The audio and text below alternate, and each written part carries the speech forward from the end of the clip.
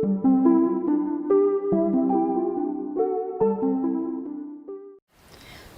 nama Bapa dan Putra dan Roh Kudus, amin.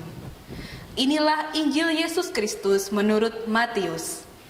Adapun hal kerajaan surga sama seperti seorang tuan rumah yang pagi-pagi benar keluar mencari pekerja-pekerja untuk kebun anggurnya.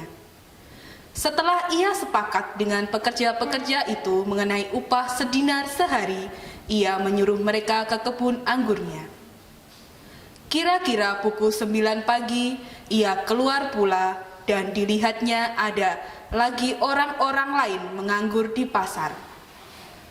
Katanya kepada mereka, "Pergi jugalah kamu ke kebun anggurku, dan apa yang pantas akan kuberikan kepadamu."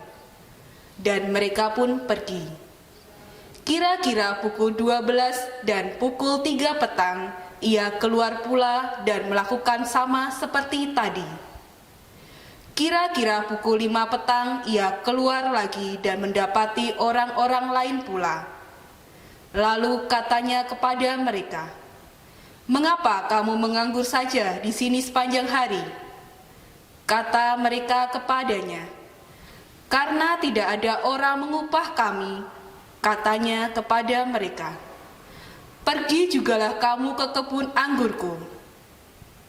Ketika hari malam, tuan itu berkata kepada mandornya, "Panggillah pekerja-pekerja itu dan bayarlah upah mereka, mulai dengan mereka yang masuk terakhir hingga mereka yang masuk terdahulu."